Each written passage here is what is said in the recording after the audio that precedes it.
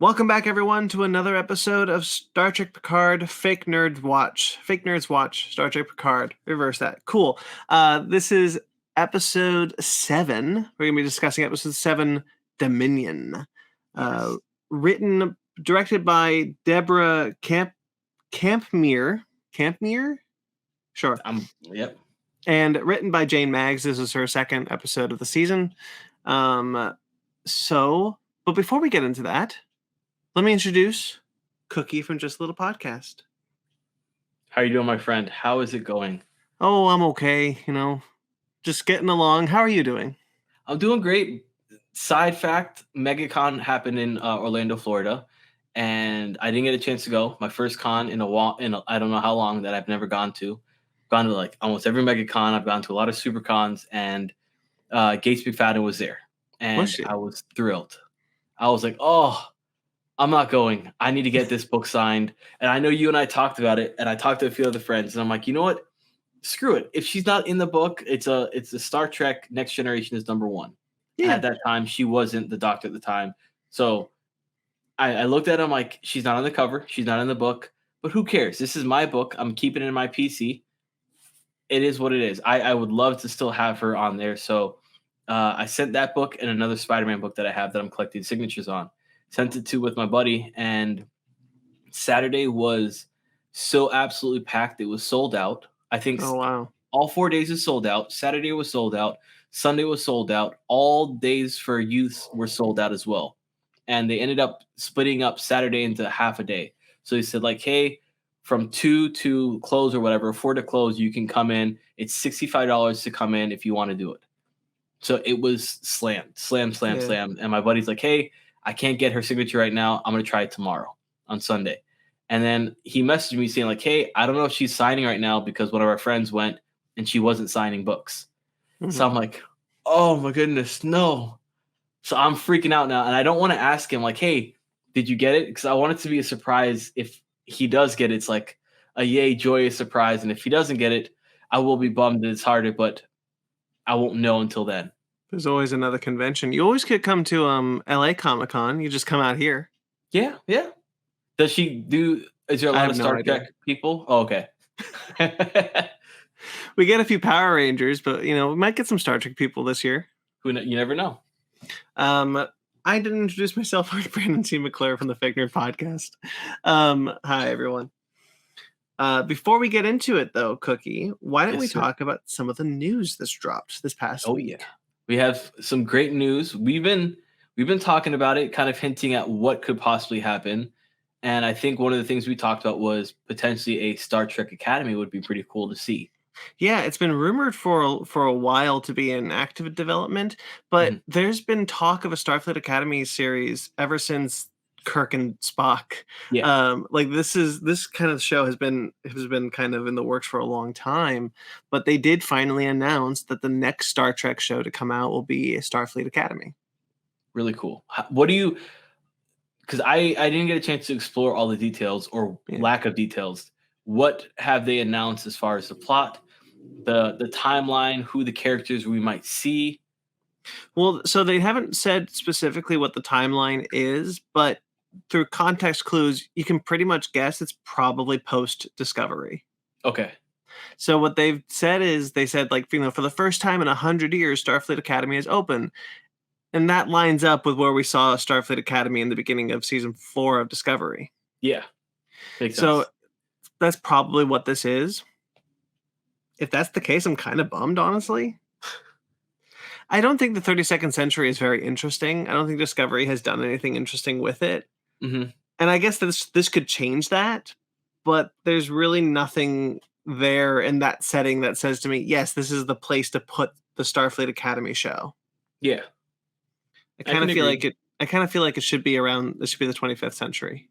I would love it during Picard and like actually seeing like the Daystrom Institution kind of just get sent off into space and drop back down, or I forgot what the academy they were at, get sent into space and drop, like see those events kind of happen real time as an Academy student. Yeah, even so, it wouldn't necessarily mean I wouldn't need it to be like the only other thing is like they're like, we're gonna bring in like new characters and new students and cool. And they're like, oh yeah, they're gonna go through like exams and relationships and all like very much like a teen drama. And I'm like, yeah, actually I do want to see a Star Trek teen drama. That does sound interesting to me. But then they were like at the very end of the synopsis was like, and when a threat threatens the Federation and Starfleet Academy, these cadets have to rise to the challenge. And I'm like, don't do that. I don't need to see that part. They have to have some type of like mission.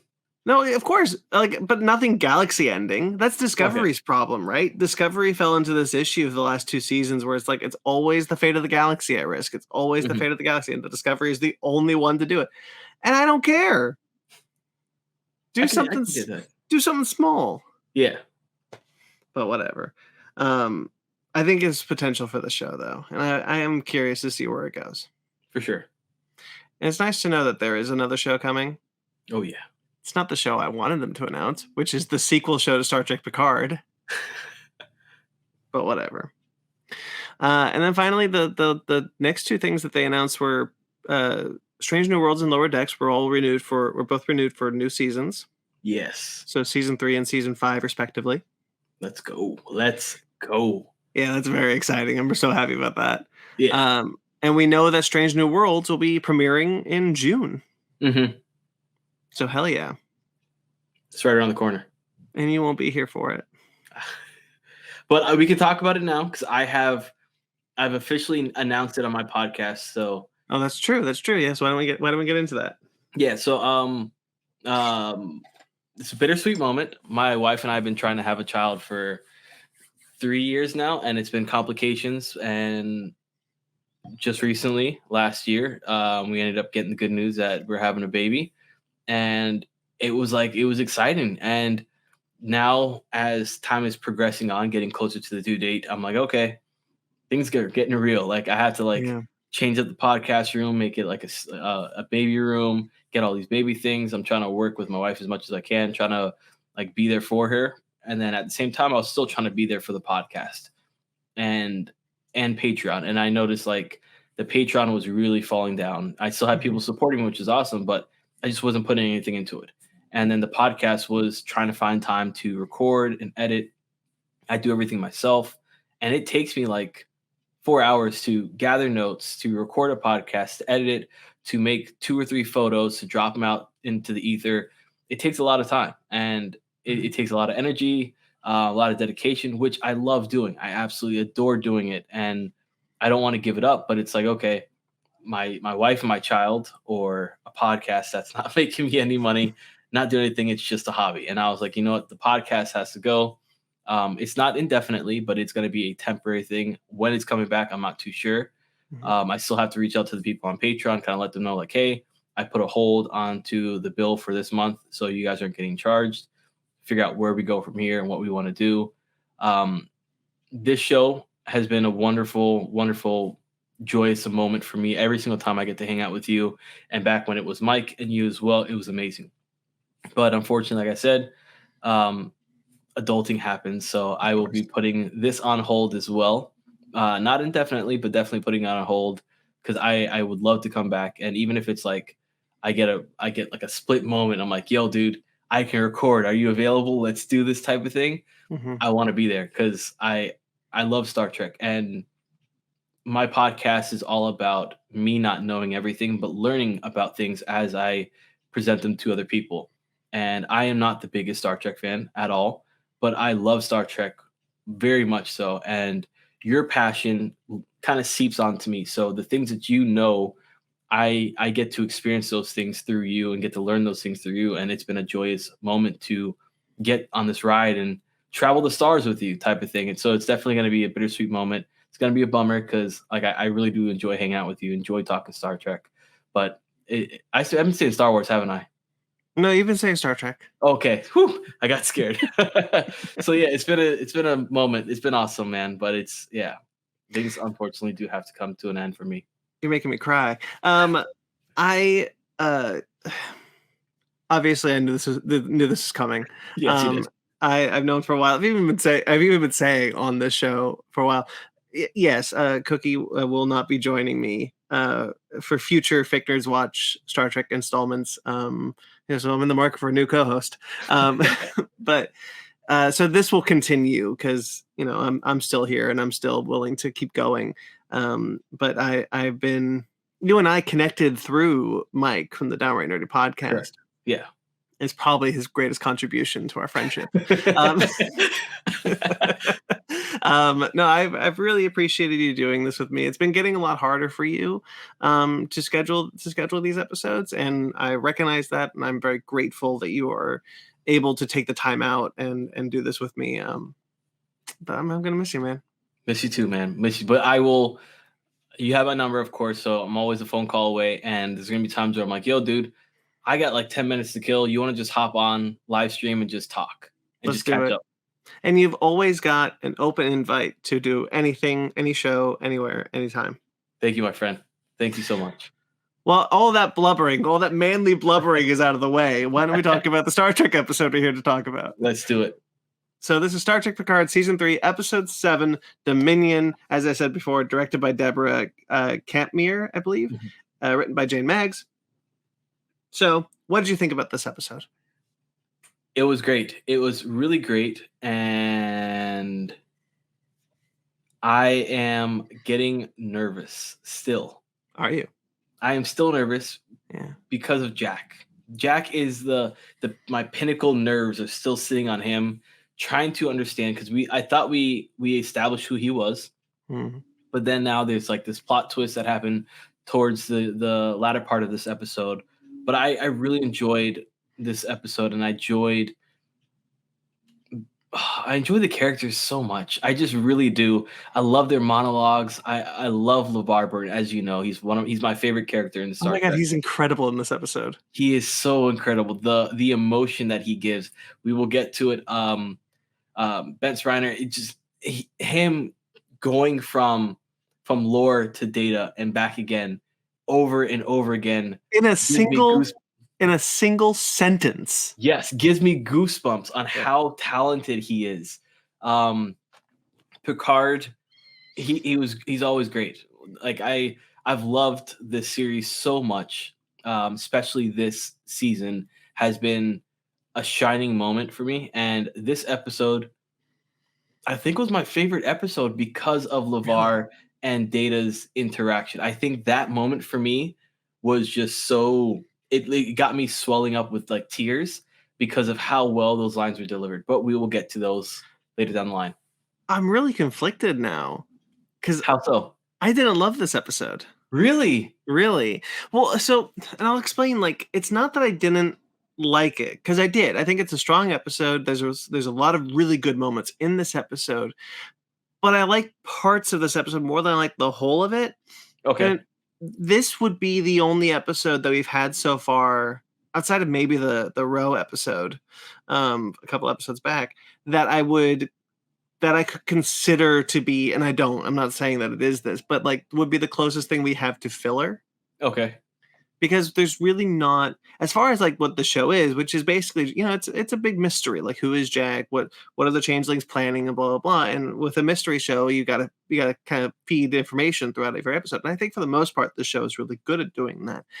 This episode was the first time where they've been confronted with getting some of those answers and then swerving away from them. This happens twice in the episode. Once where Jack is saying, hey, hey, there's something wrong with me. And Picard doesn't press him for like, oh, what is it? And Jack, there is a sense that like Jack doesn't know how to say, oh, I can read minds. Mm-hmm.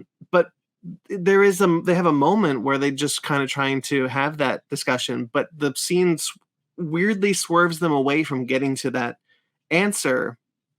And Picard is given a lot of information in this episode, but not the critical pieces to put them all together. Mm-hmm. And the only reason why he doesn't get them is because the story needs to happen in the next episode. Yes. And that was a little frustrating to me. See, I like that because it reminded me so much of Find out next time on Dragon Ball Z. Oh, sure. So Yeah. it gave me that vibe very much so, but for me, it answered a lot of questions as well. It answered the question of data, the question of lore, the question of why they're all in one, the question of LeVar and his relationship with Data and why he wasn't there. You have Picard and his son, but with Jack, we get a potential understanding of why they need Jack and why they need Picard. We get an understanding of the changelings and how the Dominion, the war, really changed who the changelings were, or this group of changelings, and why they are the way they are. Yeah. We have the leader of the changelings, the dude face, that's using them almost in the third person when he talks to them, saying like, Yeah, your people. We do learn that he's not a changeling. Yes, he's something else. Correct, and he has control over them. So I've got a question for you. Yes. Who do you think he is? I have no clue. Do you think he's someone we've met before, or do you think he's someone new?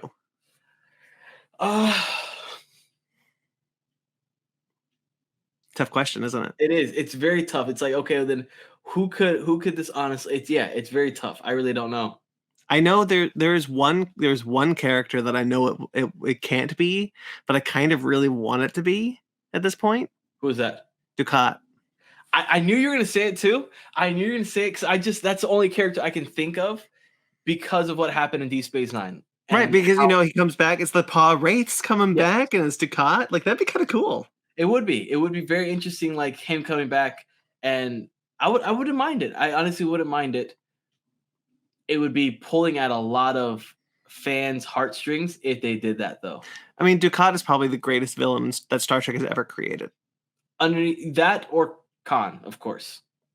I'll put Dukat over Khan because I think Khan is just a movie. Well, Khan's iconic. Khan is part of one of the greatest Star Trek movies of all time. Yeah, but Dukat had so much more room to breathe than Khan did. He had seasons. Yeah, and you had a character who was like sometimes would forcefully work with the characters. There was a rivalry between him and Sisko that kind of played out over seasons. And his final arc is awesome. I really like Dukat. Dukat's great. He is, and yeah, it definitely. So there's a lot of aspects in this episode that I really enjoyed. I forgot his name now. We'll come back to me. But which one? The Vulcan. Tavine, thank you. Like learning, seeing that part, and understanding that they are truly. I'm sorry, Tuvok. Sorry, thank you. Yes. Right, I forgot. I totally forgot. We should start with the beginning, which reintroduces Tuvok. Yes. So seeing that was so cool, and then like the interaction that Seven has with him, and you get to learn like the changelings have this ability to kind of infiltrate their minds and learn things about them so that they can now present that information in the event they need to go and be questioned. And that questioning, I was like, okay, we have somebody on our side. And it's like, boom, no, it's not. So that was interesting to know that we're all that I'm saying we're like I'm on part of the ship, but they're all alone. They're truly alone in this. And Beverly was right. We don't know who to trust. You cannot trust this like Starfleet. What's so interesting about it? What's so actually really great about that scene? First off, great to see Tim Russ back as Tuvok. I think he's an incredible character. Was the highlight of Star Trek Voyager for me. So to have him return, and shockingly so, was awesome. Yeah, I did not expect it. Yeah, neither did I. The subtitles, because I watched the subtitles, it spoiled it for me. It said Tuvok, but like it's like seconds away from when they're turning the camera. So I was like, oh, so I like, okay, whatever. But the way they play that scene of like, okay, we're gonna voice match, we're gonna try and figure it out.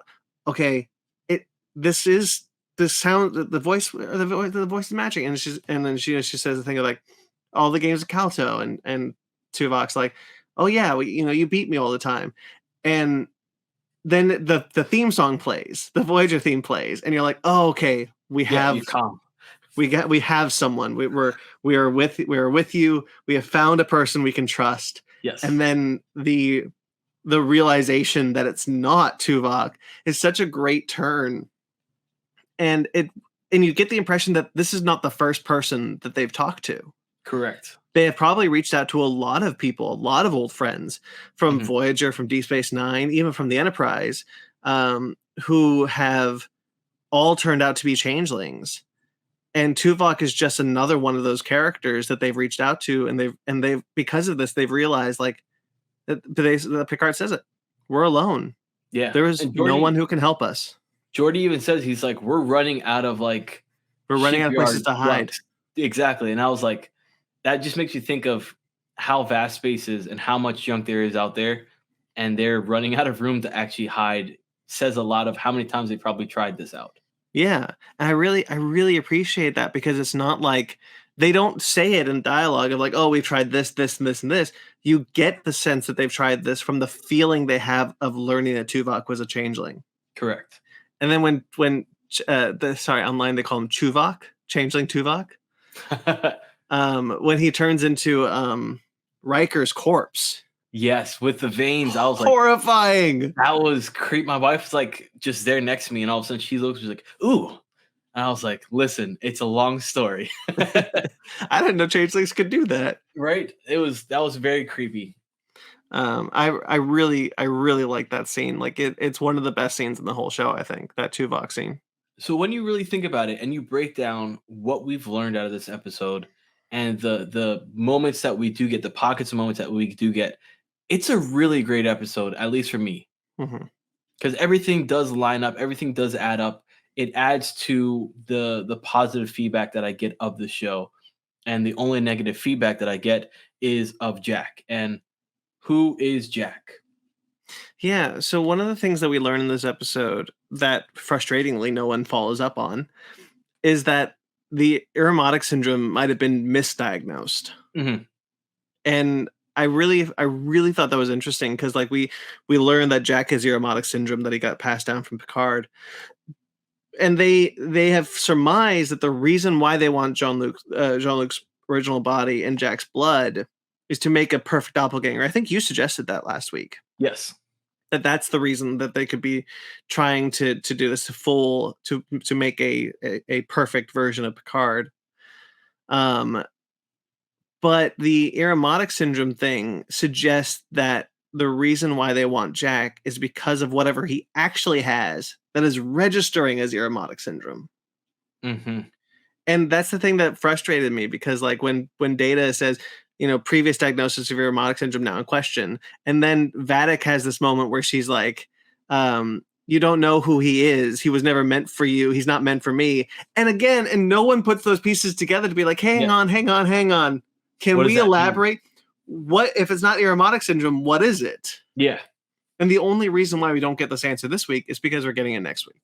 And that was a little frustrating. For sure. Do you think that Picard was misdiagnosed as well? Yeah, I think they're both misdiagnosed as Irumodic syndrome. It's going to be very interesting. Yeah, I actually really like that idea, because I never thought I don't know if you listened, because you weren't on the season 1 discussion for Picard, but I never liked the idea that Star Trek Picard brought back the Irumodic syndrome idea. Okay. Because it was always an idea in All Good Things that he had the potential to develop it. And I didn't think it was a good idea for them in Star Trek Picard to have this diagnosis be fatal and have him die at the end of that season. So I always thought that they should have just nixed the whole idea entirely. But now that we're kind of like, oh, what if it wasn't actually Irumodic syndrome? What if it was something else? There's something that is telling the computer that this is Irumodic syndrome, but is not Irumodic syndrome. And because it's a fake disease, we don't even know like what would register as that syndrome. So like the idea that it's not what we thought it was is actually really exciting to me. And I really just want to know what it is. For sure. Do you think that the writer's room said, you know what, we're doing 3 seasons.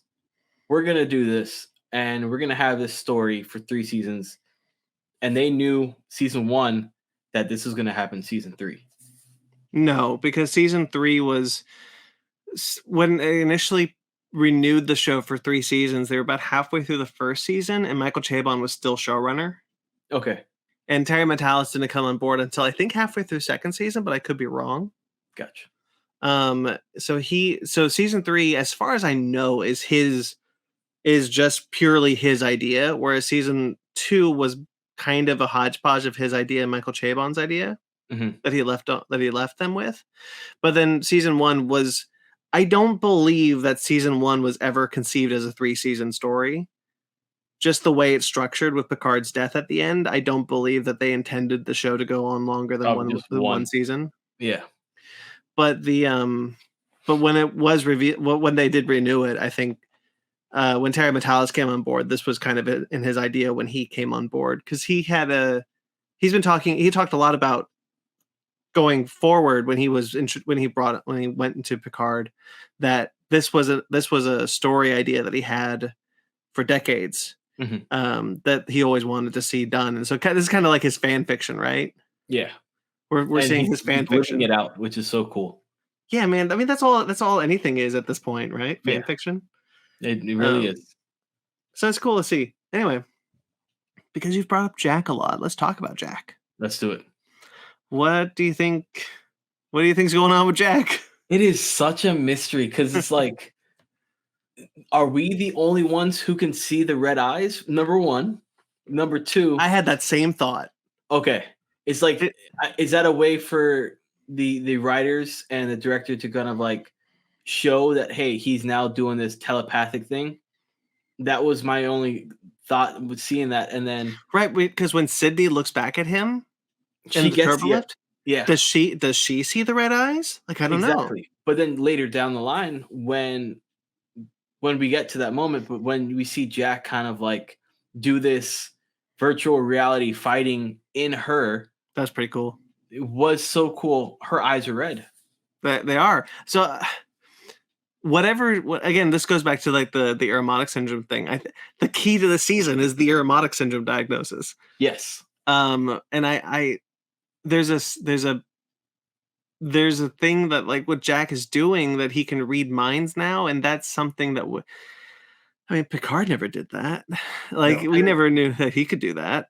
That makes me wonder, like, how long has he had this ability, and what caused him to, I guess, invigorate this ability, and why did Picard not have it, or not have the ability to do so? And then Vadic also says Beverly that he wasn't meant for you. Vadic says that, like, he's not, because they're like, what do you want with Jack? And he's like, nothing. I don't want. He's not meant for me, and we could bond on that because he wasn't meant for you either. Yeah. Well, what does that mean? So if he's not Picard's kid, how is he also not Beverly's? Because she gave birth to him. Theoretically, that would be like, she would know that she gave birth to this child. But I mean, maybe I guess she could have memories implanted. Yeah, maybe she was like, it's gonna sound weird, but maybe it's like a Jesus moment where Beverly was knocked out type of thing, and they actually put a baby in her to grow in her. And now they're trying to go and collect on their now adult child. I don't know. There's so many avenues they can go down. And the mystery for me, I think, scares me, because it's so close to the end. And they should be concluding on some of these mysteries and getting us to who the main villain is, and how do we defeat this main villain, and how do we restore balance in the Federation. Yeah. Here's how I would ideally structure these next 3 episodes. Mm-hmm. And here's how, I kind of hope this is the case, but if not, I'm perfectly open to something better. But the next episode, we learn the big mystery. Who is Jack? What do the changelings want with Jack? Mm-hmm. And that's the big episode, because then we go into the 2-part. All right, time for our main crew, our main cast, the Next Generation cast, to save the Federation. Yes. So we got 2 episodes where they're saving the Federation. The only question left answered: who is the face? Yes. And then that's saved for the last episode. I think if they hint at who is the face in this next episode, they don't reveal it, but they go and like, they bring it about so that you kind of get this idea of, oh, we're going to get this reveal. And then the following episode, they have the face now talking and then we get to conclude of why they're doing what they're doing and how this grand scheme plan is going to all formulate. Yeah, I It's can going to be see that. interesting. I'm really curious to know how these last 3 episodes are going to go. I'm not at the point where I feel like they're going to drop the ball though, and Okay. that's a good place for me to be in because I was pretty sure that season 2 was going to drop the ball. Yeah. Well, I mean, they still added more. So like we have lore and data, which is a Mhm. beautiful moment, and seeing lore now take control of Data's body almost like 100% was like, whoa, this is pretty scary, pretty intense. Yeah. At like a pinnacle moment in this series. So that's now another added mystery of okay, what's gonna happen with Data? What's gonna happen with lore? Well, see, that's not necessarily a mystery. That's mostly just kind of that is something that I could see them not really. How do I want to say this? Because I don't think it's a necessary mystery for the show how Okay, what the future of lore and data are going to be. I think whatever the journey that the crew is on will maybe get lore and data harmonized in that body. And so it's not necessarily a mystery, it's just kind of an arc that Data and lore are on. gotcha. So it's just That kind of would a be a short arc for the next couple episodes. that'd be great to see them actually harmonize as brothers, and that would be like Dr. Sung's reality kind of come to grips where Data has this longing to be a human. Lore has this ability to kind of fill that gap, and hopefully they all coincide to be one harmonious human being. Yeah, I would like to see that because I really like the scene where when Laura takes over the ship and we see him glaring out at the door Mhm. and Geordi is trying to appeal to Data within lore. And it's such an incredible monologue that they wrote for LeVar. Yes, And he delivers it so well, and he he's does. just pleading with his best friend Yeah, who is alive in front of him and trapped inside a monster's body, and he's just kind of like, please, like I'm so grateful that I get a second chance with you, but don't let Laura kill my daughter. yes. It's Uh, it's extremely beautiful, heart pulling, emotional roller coaster. The way that they just show LeVar as a profile view, and you see like these teardrops literally swell up in his eyes as he's like exactly what you said, as he's pleading to Data and just saying like, "You need to snap out of this, buddy. This is your moment to shine. I need you to come back. You need to save us all. yeah, But importantly, you need to save my daughters." yeah. He has this thing where it's like earlier in the episode when when he reactivates lore and Data, and it's just the cognitive functions, Mhm. and uh Geordi is like, telling Picard, like, here's this thing, and you see the pain in, you see that like the kind of happiness and pain in Geordi's face when Laura and Data are just kind of fighting with each other in that scene. And Brent Spiner is great, but there's a lot of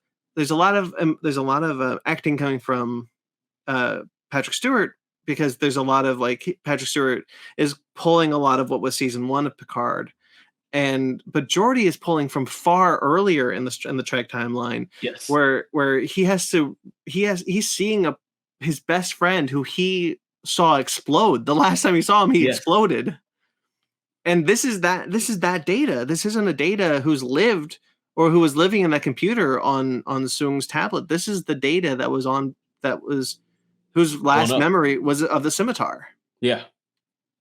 So Geordi is sitting there with all this emotional baggage, finally getting a chance to be like, I've got my friend back. And when Data says help me, Mhm. broke my It heart. it does, and it broke Jordy's heart because he's like, "I remember my best friend wanted me to go and, like, end this, just end this misery for him, and now it's like he wants me to help him," and it's like, "Oh my goodness," and you feel the pain because Jordy's like, "I don't know what to do. I don't Yeah. know how to save my best friend again, and I don't This wanna is lose more my best friend."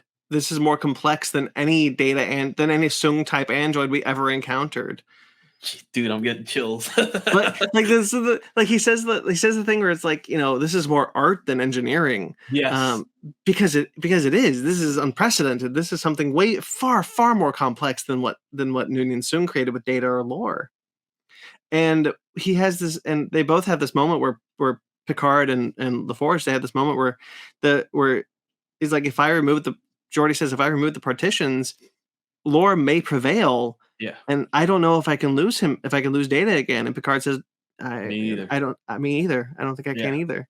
And it's really nice that they have that moment because, I talked about it a lot, how Data and Geordi's friendship took a backseat during the movies. Mm-hmm. So to have an acknowledgement that both Geordi and Picard had very valuable relationships with Data in that scene was just a really nice way to honor both the show and the movies. For sure.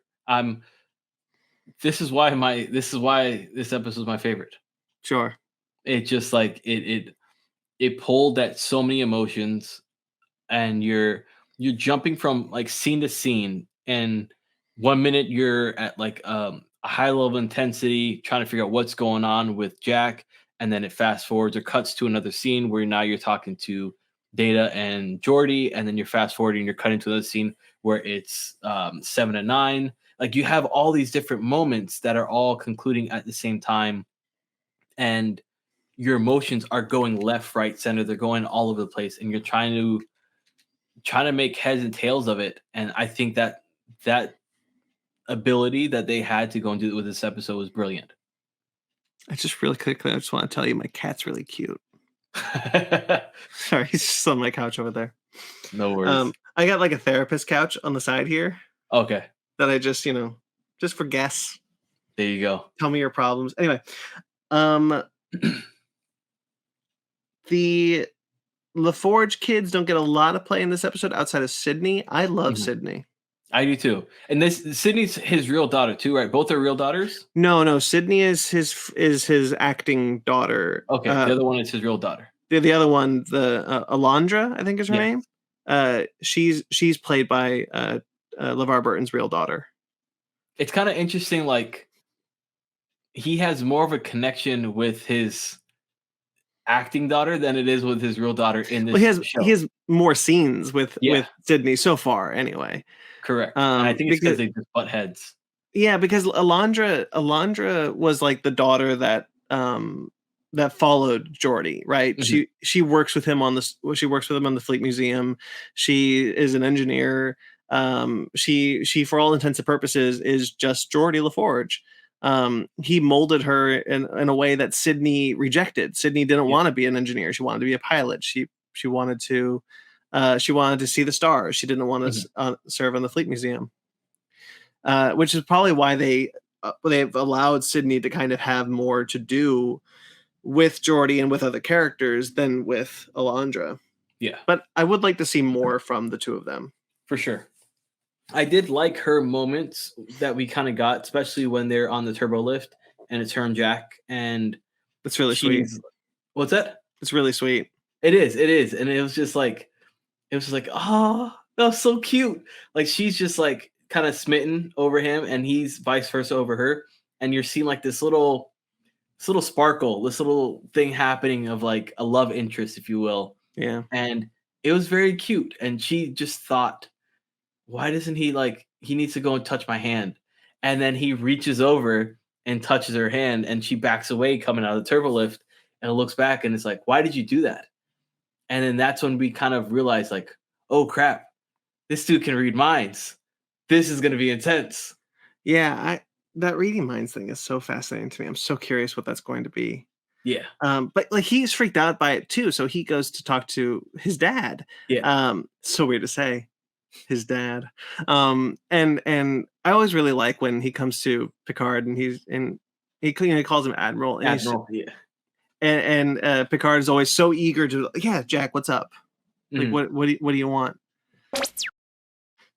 So much like what you talked about with, there's great moments in this episode, and I agree, there are great moments in this episode. One of them being Jack talking to Picard in this conference room when he has this moment, like, I don't understand why people are doing this for me.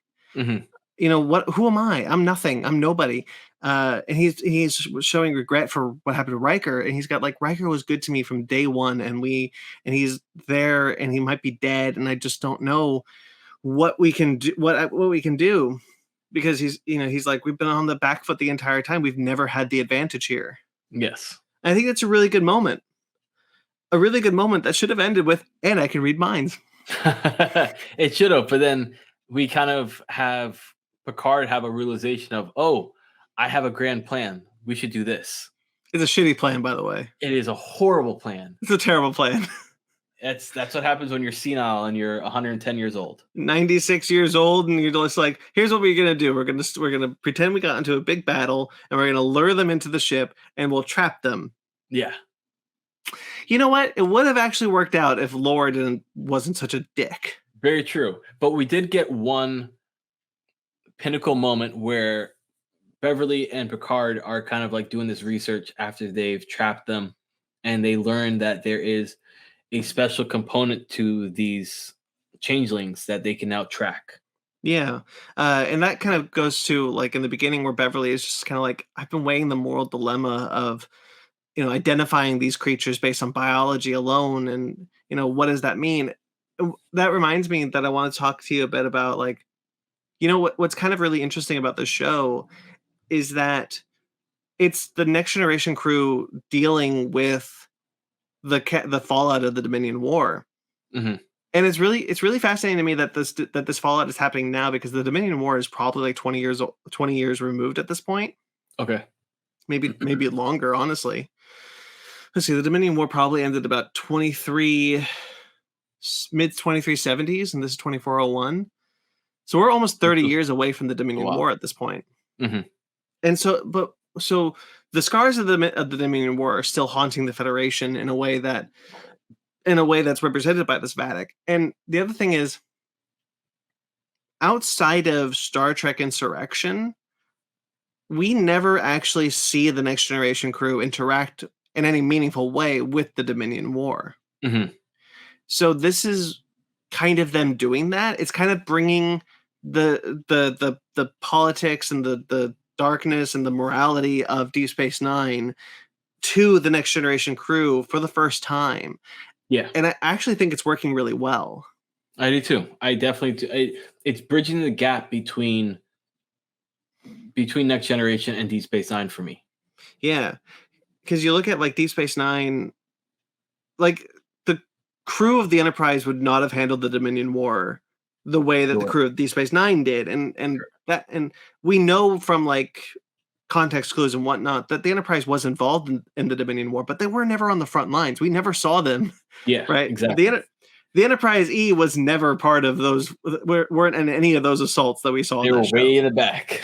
Yeah, they were off doing their own thing. For sure. And that's cool. That's fine. That's whatever. That's kind of just the way that it goes for these TV shows. But but now we have an opportunity to kind of have these Next Generation crew, who even Lore talks about. These people are grandstanding. They're high and mighty, and they're blah blah blah. Where they now have to deal with the fact, like, what we all know as audience members watching Deep Space Nine, the Federation Starfleet kind of sucks. Yeah. Like they really screwed up during the Dominion War, and it's now time to punch that ticket. For sure. We get to they reveal the other side of the coin. What we as people looking into the situation, we only see that, oh, Starfleet was doing their very best and they created a cure for them. But then we get to hear the other side. It's like, yeah, you guys created a cure, but you guys never gave it to us. We had to steal it from you. That's what's so interesting, because like, yeah, the history books would say we delivered the cure to the Great Link. Yes, we made a mistake in creating it, and Starfleet could very easily like wipe their hands and be like, Section 31 did and we didn't do it, but they don't. So that's kind of nice that they take responsibility for creating the disease. But they have told everyone, and then we gifted it to the Great Link after the war was over and peace was restored throughout the galaxy. And Vadic rightly says that's not how that happened. And Picard has to reckon with the fact that there was no way Picard would have known that. Mm-hmm. Only people on Deep Space Nine knew that. Correct. And that would have been classified. Yes. And that for me, it hit me in a way that not to go too far into like politics or anything, but history books in America don't really explain a lot of things. Oh, 1,000,000%. 1,000,000%. Okay, so we're on the same. Okay, because I didn't want to push too many buttons, but when it comes to like Native Americans and like Thanksgiving, oh, like Thanksgiving, awful. Okay, awful. So Americans as a whole celebrate Thanksgiving as the day that the Pilgrims helped out the Indians, and that was not the case at all. It was, we're going to rape your women, we're going to steal your food, we're going to steal your land, and we're going to give you nothing. Yeah. History is written by the victors. Correct. It was very much glorified by the victors, and we're seeing that same concept applied here in a totally different timeline. And it's so cool how they have the ability. I don't know if they did it on purpose or not, but have that ability to go and say these things like, hey, your history books are a lie. This is what's really happened. And nowadays, and at this point, it is history because, as I said, it's 30 years removed at this point, almost from the war, from the end of the war, frankly. And the war really changed Starfleet. Like, Starfleet wasn't a war. It wasn't a battalion type of thing. Yeah. They had fought plenty of wars in the past. There was the Romulan War in the 22nd century, the Klingon Cold War in the 23rd century. So there have been constant wars, constant battles. Their ships are well equipped for battles, and have been known to go to war. But the Dominion War was different. The Dominion War was costly. It scarred the Federation in a way that no other war ever did. Yeah. Because if you look at there are no scars from the Romulan Federation War that lasted 10 years prior to the founding of the Federation. Yeah. And so there aren't really scars there. There aren't really scars from the Klingon Cold War that lasted for 40 years in the 23rd century. But the 5 years of the Dominion War wrecked the Federation. Yes. The Federation and Starfleet specifically had to reckon with doing things that they would never have thought about, because Section 31 at that point was far more powerful than they were willing to admit. Mm-hmm. And I'm not counting what we saw with Discovery, where they had like fleets of ships and whatnot. I'm not counting that. The the espionage that we saw Section 31 do in Deep Space Nine, and the idea that, like, they're still secretive. Not many people know they exist. Not many people know if they're real. There's kind of whispers and hushed voices. And the fact that people have heard about them is only in regards to the fact that maybe Bashir has said something, right? Correct. But even so, they had Section 31 developed a virus before the Dominion War. They developed that virus before the Dominion War that was going to wipe out an entire species. 100% genocide. 100% genocide. And the Federation was okay with it. They said, yeah, do it. Just do it off the books, but make it happen. And that's what Deep Space Nine, that's one of the reasons why Deep Space Nine is so good, is because it really reckons with the fact that, like, we have, yes, on Earth we have a utopia, but everywhere else, everywhere else, it's, you can do whatever you want. Mm-hmm. Like, as long as you don't touch, it's kind of that isolationist feeling that you see in America these days. Like, we don't care what you're doing, just leave us alone. But and so, like, Earth during the Dominion War was very much like America during World War II, right? Mm-hmm. You can't touch us. Yeah. We're landlocked. We got two large oceans. You're not coming to us. Or World War I. I'll say World War I because Pearl Harbor happened for World War II. But, like, World War I, like, it takes place over there. Mm-hmm. We don't need to worry about it. And that gives people this kind of, like, ability to say to, like, if you're like, hey, the people over there are dying, they're all going to die, but there are enemies. There are enemies. So let's say, like, the changelings are Germans. Let's say if the CIA was like, I released a toxic agent. All Germans are dying. Mm-hmm. The American government would have been like, okay. Sucks. Sucks to be them. Sucks to be them. Yeah. And only after the war would they be like, would they try to wipe their hands of it, erase history, be like, blah, blah, blah. Picard has said it twice in the season. Starfleet delivered the cure to the. He says it 3 times. Starfleet delivered the cure to the Great Link, as if he's kind of programmed to say that almost. Mm-hmm. But that's not the reality of it.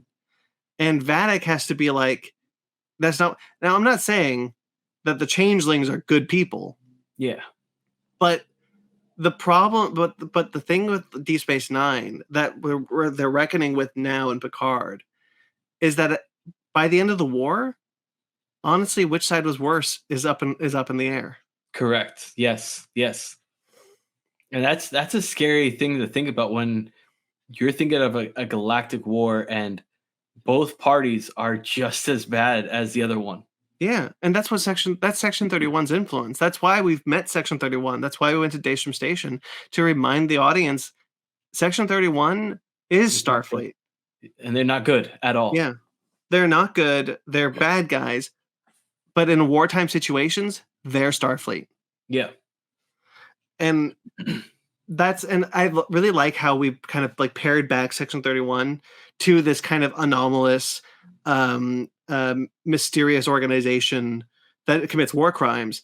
We kind of backed away from what we saw them in Discovery Season 2, which is frankly atrocious.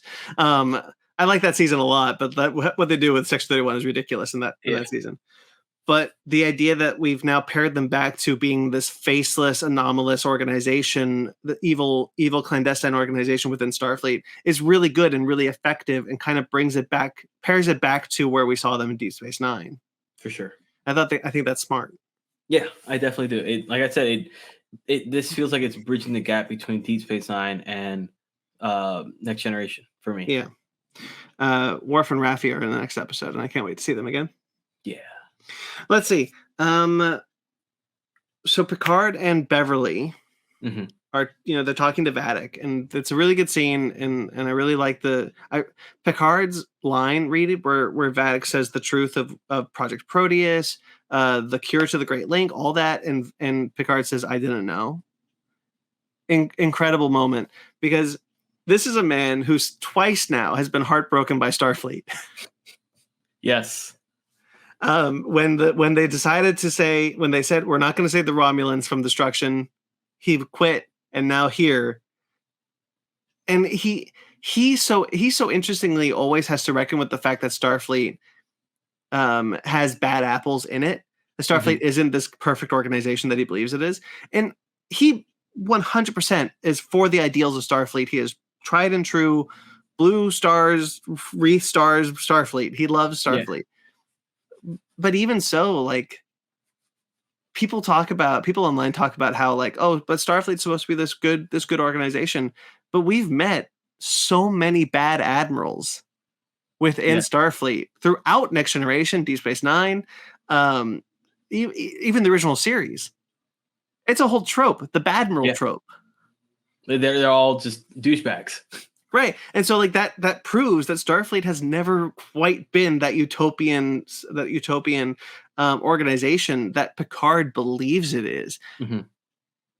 Picard wants to believe that Starfleet is better, and Picard constantly, strives to be better. And that's what Star Trek is about for me. It's about striving to be better and constantly be better. And Starfleet is representative of that. But there are always going to be people within that organization who are willing to do wrong. Who want to do wrong, who are willing to commit war crimes. Yeah. Because they're doing it for the greater good. Correct. Now, that's not to say the changelings are good, because they're not. They are genocidal maniacs who wanted to destroy all solids. Except for one. Who?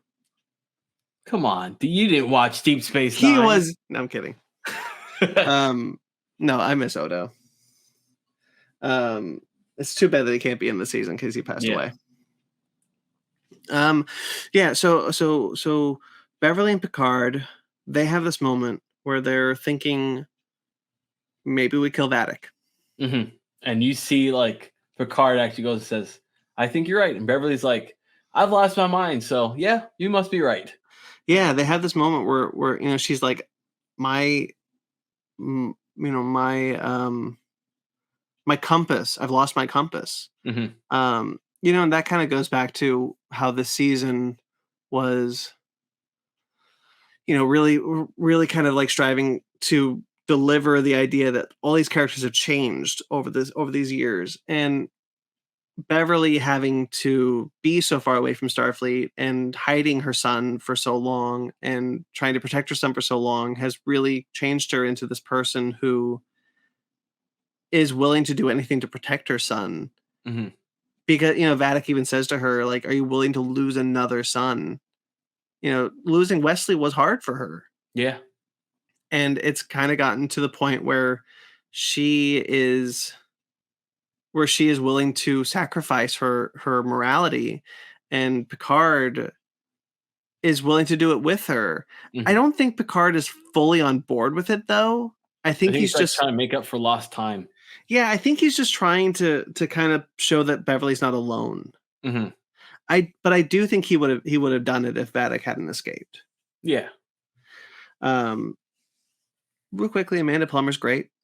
Yeah, both, because we get to see her transformation of being a doctor. Oh yeah, we see the original. We see her original form. Yeah, but not her original form. The doctor that experimented on her. Correct. What'd you think of the experimentation montage? I thought that was kind of cool. I think it was a little long, but I thought it was cool. Yeah, it's kind of horrifying. It is. Yeah, it's like you're watching people just get just tested on, and it's like, yes, they're liquid in this form, but still people are being tested on. It's kind of like horrifying to see that actually take place, and this lady's just whistling, having a good old time. It's kind of cool to see the amount of emotion the amount of terror you can get out of just watching Amanda Plummer put a taser to just a little piece of goo and burn it. And because we know that this goo is alive, it's a life form, we're able to extrapolate and feel this emotion, and I thought it was really effective. Mm-hmm. So we also learned that she can't go back to the Great Link. Correct. She was modified to kind of be this perfect spy, just drop in, become any species. She can hold her form. She says that she can pass on this new evolution to other changelings, but she can't go back to the Great Link because of it. Mm-hmm. And she has a half-life. Yes. She won't live as long as the other mm-hmm. changelings. How did you feel about her I guess minions, if you will, and the one bodyguard dude that she had that just would not die for anything? I like the big guy. Do you think he is a changeling, or do you think that he's something else? So I think they're all changelings, but I think, because she says in a few episodes ago, she says every misshapen one of you. I feel like they're changelings who can't hold their form. Okay. Which is why they're kind of in body armor almost. Mm-hmm. And it's possible that armor, that like costume is part of their body also, but it feels like they are unable. Container. Yeah, it's like their container. They're unable to take a form, mm-hmm. Which I'd like to see extrapolated on, honestly. For sure. Maybe we'll get that answer next week. Very true. It's a great episode. I'm telling you. I think it's a good episode. Okay. Let's see. There's one shot in this where so it's Jack and Sydney. They're trapped in the corridors with the three changelings around them. Well, two changelings mm-hmm. around them. And Jack sees Sydney. Jack is looking at Sydney, and I don't know if you noticed this, but over his shoulder is that red door that he keeps seeing. Yes, I did see it. Which is, it's still like, I'm like, all right, why won't you guys answer this question for us, please? Yeah, that's why I'm hoping the answer is next week, because like when you get to the point where the question being withheld is getting frustrating, you're going to start losing your audience. Yeah, and so close to the end, you don't want to lose your audience. Correct. And I have faith. I have faith still. It's been a good season so far. It's been great for me. I've been loving it. Who do you think? I don't think we're gonna get Miles. No. I hope we get Miles, though. To get Miles. You know what? You know where I want Miles? I want him. And I better. want him. No, I want him to. I want him to do like they're going to give the speech at Frontier Day, and Miles is there. That'd be pretty cool. And he's just like, "Hey guys." Yeah. I just want Miles. You know what? I want the last shot of this episode of the last episode is every single cast member from every single Star Trek show who's still That'd alive. be epic. That'd be You know so how much cool. money that would cost? So much money. Just for like a 2-second clip. I mean, I really think that like the Star Trek Legacy show that Terry Matalas is talking about is the way to go, because you could have one-off episodes where Bashir shows up or Ezri shows up, and I really just want to see the Deep Space Nine characters again. I hear that. Shaw Shaw is going to go out to Vadic. He has a moment, the great character moment, where the moment he gets into the turbolift, he says, "Blow the turbolift." That poor guy. By the way, I don't know if you noticed this. Nobody can shoot in Star Trek, apparently. They just have the worst aim ever.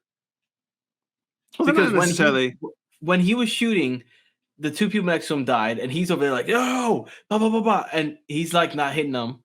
And then you have the moment with Sydney, and she's running away and she's shooting and she's not hitting it. I don't know if it's like on purpose they wanted to trap them, but it's like all they need to do is trap one. That's interesting. So I'm going to give you a bullshit answer, and then I'm going to give you what I think is probably happening. So, you know, the phaser designs, the new phaser designs are with, they have a handle, and they look very much, they're kind of invoking the originals. Yeah, they look like a gun with a thing. By the way, I really don't like the phaser designs this season. You want the old school? I miss the dolphin phasers. That's what they're called, the dolphin phasers. I miss those. Worf has one, which I really like. So these phasers, by the way, they shoot like pulses. They shoot like bolts of phasers. Okay. Now, normally in Star Trek, here's my bullshit answer. They've all been trained with beam phaser weapons, but none of these weapons are beam phasers anymore. So that's the reason why they can't hit a target. Yeah, sure. Why not? It works. I mean, it works. No, I think probably it's just they just need the dramatic tension to have characters miss and whatnot. I don't think it's quite as bad like a stormtrooper. And like really none of our main characters are in security anyway. Yeah. So, you know. Although Beverly and Picard get some pretty good shots at Vadic as when she becomes Goob. Yes, they do. They did get a couple hits. Gets out of there. Let's see. We talked about how cool Brent Spiner is. He has a moment where he switches from Data to Laura in one sentence. It's awesome. It's so cool. It is. I don't know if I have much else. I hope what I said about the war analogy stuff and made a lot of sense. It made sense for me. I feel like I'm gonna get comments though. No, I think you did a really good job. It made sense to me. So you're golden.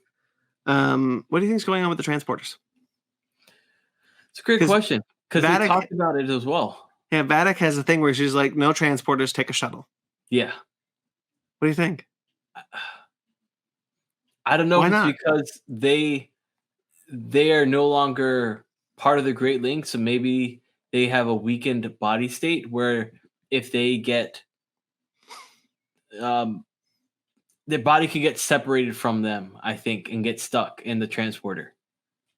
But they used the transporters in the first episode.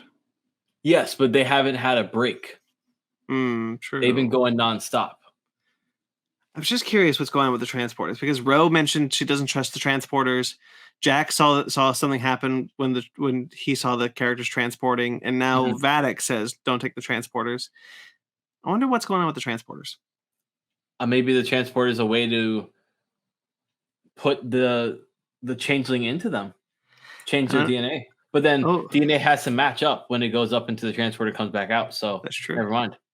Yeah, I don't know. That'd be interesting. I wonder if it is just like a.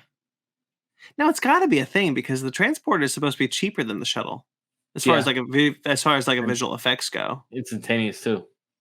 Yeah, I don't know. It'd be interesting to see. We talked a little bit Amanda Plummer. Amanda Plummer is great in this episode. Like truly. I really appreciate that she thinks she's right. Yeah. That she thinks that her people were not in the wrong. Mm-hmm. And she and the kind of like the villain is the hero of their own story. Yeah. Where she's like, hey, yeah, we committed warfare, but you committed genocide. Exactly. You guys are worse than we are. Yeah, but like, yeah, and like because they even say that like you wage war on us. Why why'd you wage war on us? And she's like, because solids ruin everything they touch. So like, yeah, the reason for going to war was ridiculous and stupid, but also Section 31 shouldn't have created that virus. So correct. like, it's the kind of like who was worse in the situation. Yeah. I mean, the changelings were unequivocally the changelings were the bad guys. I just want to keep putting that one on record so nobody twists my words into thinking that I think they were right. That would be hilarious. Like you just get a whole bunch of massive tweets like, you suck, Brandon. I mean, Terry Metalis gets a bunch of shit on Twitter now. That dude should not be on Twitter. It's that bad? I mean, I appreciate that he keeps talking to fans and whatnot, and he's very much a proponent of trying to get this other Star Trek show off the ground and whatnot. But yeah, he gets it rough sometimes. I'm not convinced that the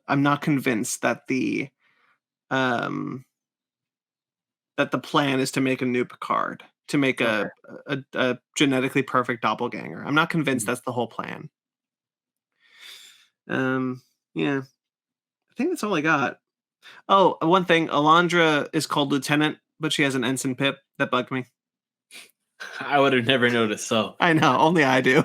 Only I noticed that shit. Real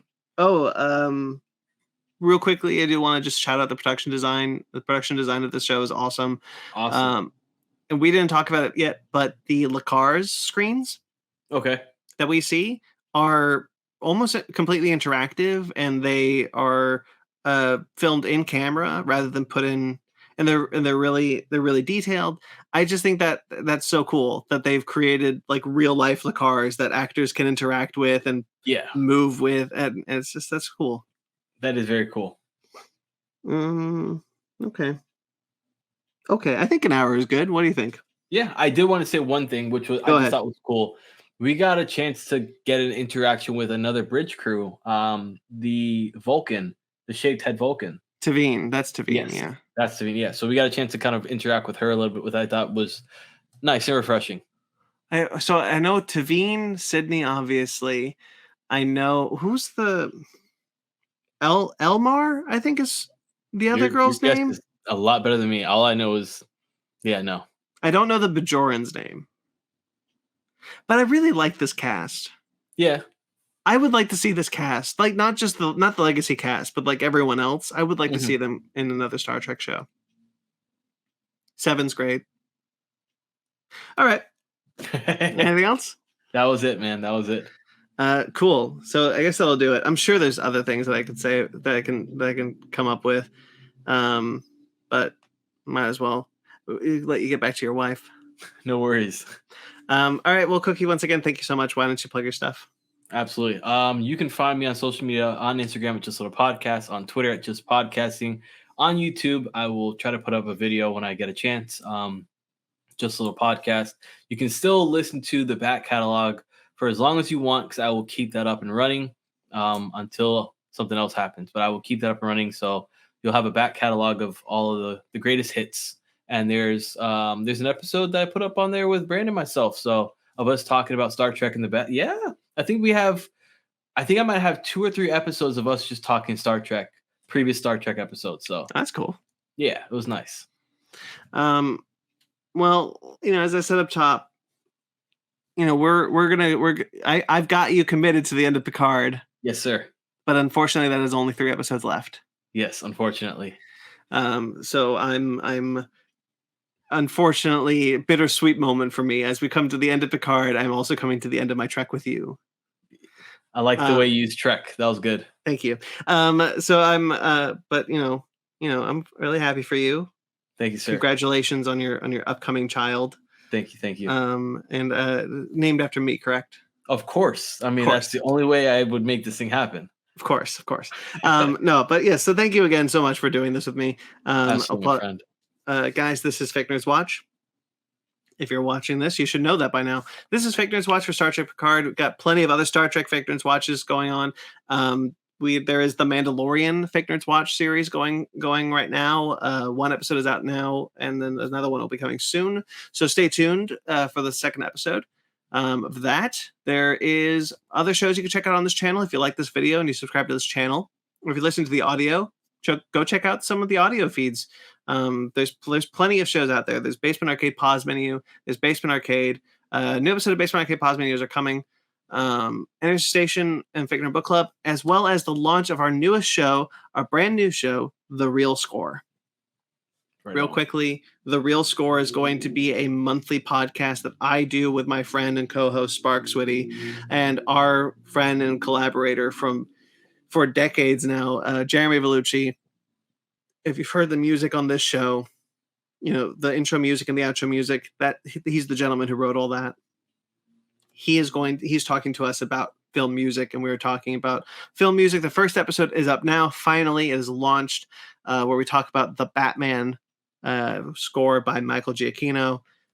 Awesome show. Very fun. I highly recommend people check it out. Not just because I'm on it. Frankly, that should be a deterrent.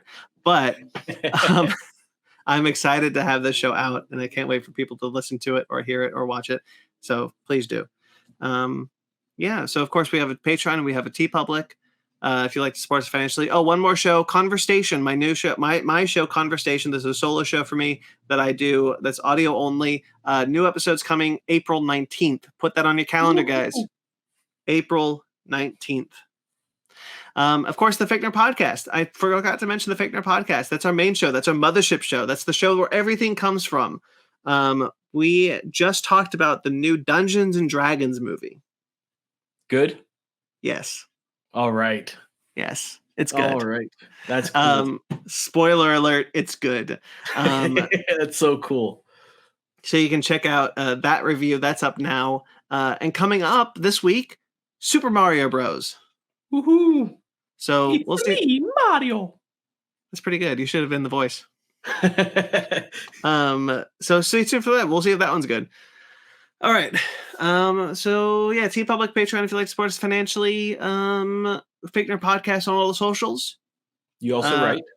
I'm getting there. Oh, okay. I'm at BT McClure on Instagram and Twitter. If you like to find me personally, I also write for CBR.com, AtomicGeekdom.com. Actually, there's an article I wrote about Star Trek Discovery's cancellation that's up now. And KaijuRamenMedia.com. Cookie, once more, where can people find you? Just Little Podcasts on Instagram, Just Podcasting on Twitter, and Just Little Podcasts on YouTube. Great. Until next time, guys. Until next week. This coming week, actually. But we'll see when this episode comes out. Live long and prosper. Absolutely.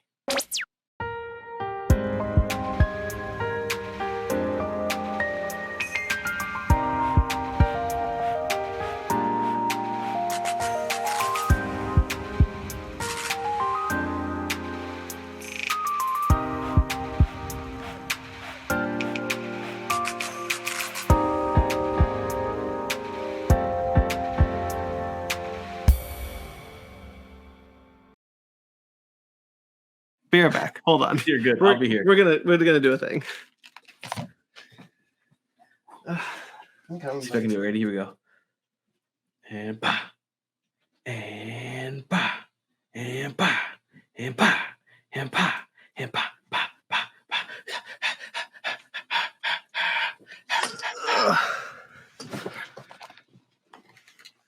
I saw that.